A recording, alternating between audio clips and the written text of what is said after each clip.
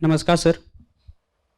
अभी कुछ दिन पहले बॉलीवुड के एक एक्ट्रेस ने इंडियन के आर्मी के बारे में कुछ टिप्पणी करी है, जिसको लेकर अभी पूरे देश में काफ़ी चर्चाएं चल रही है।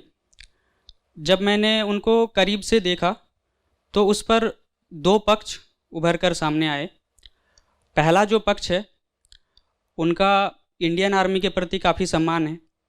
उनका कहना है कि इंडियन आर्मी अपनी जान की परवाह करते हुए हमारे देश की सेवा करते हैं। कभी कभी वो अपनी जान की कुर्बानी भी देते हैं। कहीं कहीं -40 डिग्री सेल्सियस में, कहीं कहीं उच्चतम तापमान पर रहकर भी वो डटकर खड़े रह के देश सेवा करते हैं, और उनके वजह से ही हम अपने घर में सुरक्षित रहते हैं। तो उनका सम्मान है।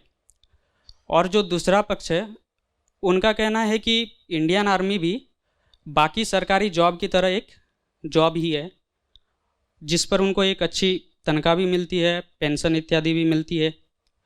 सरकार उनको बहुत सारी सुख सुविधाएं भी देती है। बाकी इसमें वो सारी चीज़ें करते हैं, सरकार की तरफ से भी उनको बहुत सुविधाएं मिलती है। तो इसमें सम्मान वाली क्या बात है?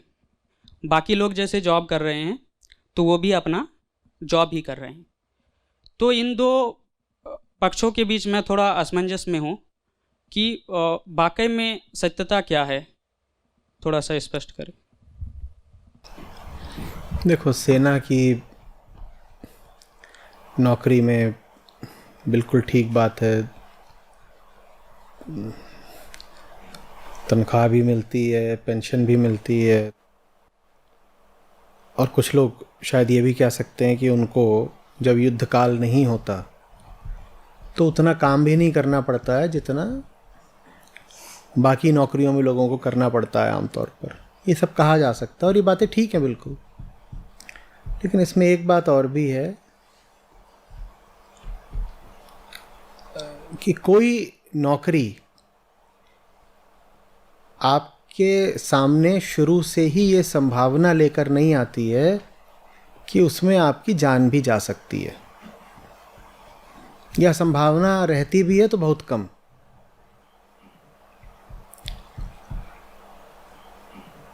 और किसी को बोलो कितना पैसा दे दें कि वो अपनी जान बेचने को तैयार हो जाए। अगर बात यही है कि पैसा तो सबको मिल रहा है, तो पैसा फौजियों को भी मिल रहा है, तो आप बताओ आपको कितना पैसा दे देंगे तो आप मरने को तैयार हो जाओगे? तो ये वाली जो बात है, ये सेना को बाकी नौकरियों से थोड़ा सा अलग बनाती है। बाकी नौकरियों में अगर जान जाती भी है तो अनायास जाती है, किसी दुर्घटना में चली जाती है। और फौज में ये पहले से निश्चित होता है कि यहाँ प्राण का खतरा है। और कई बार तो फौजी जानते बूझते बहुत भारी किस्म का खतरा, रिस्क उठाता है, जिसमें लगभग निश्चित होता है कि प्राण अब जाएंगे, बचने की संभावना 5% ही है, फिर भी वो खतरा उठाता है। हमेशा ऐसा नहीं होता। 13 लाख लोगों की फौज है तो शायद ऐसा 100-400 के साथ होता हो, प्रतिवर्ष शायद इतनों के साथ भी ना होता हो, लेकिन कुछ के साथ होता है ऐसा कि उनको पता है कि काम अभी महत्वपूर्ण है और अब इसको अगर पूरा करना है तो जान का जोखिम उठाना पड़ेगा। ये चीज़ और नौकरियों में नहीं होती है या कम होती है। औरों में भी हो सकती है, जैसे अभी कोरोना काल में डॉक्टरों ने जान का जोखिम उठाया था, या अग्निशमन का काम होता है, उसमें भी कई बार जान का जोखिम उठाते हैं। दूसरे भी सशस्त्र बल होते हैं, पुलिस है, CRPF है, उसमें भी होता है कि जान का जोखिम है, पर फिर भी थोड़ा कम। आर्मी में थोड़ा ज़्यादा होता है, आर्म्ड फोर्सेस में। तो इसलिए उनको अतिरिक्त सम्मान दिया जाता है।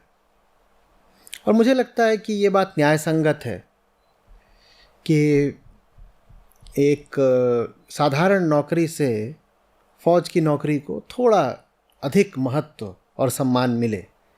तो ये बात न्याय की है, इसमें ऐसा कुछ नहीं है कि कहा जाए कि सब लोग पैसे के लिए ही काम कर रहे हैं। सब अगर पैसे के लिए काम कर रहे होते तो अधिक पैसा दिए जाने पर जान देने को तैयार भी हो जाते, पर ऐसा तो नहीं होता है, तो वो ठीक है। यही प्रश्न कुछ और पूछना चाहते थे?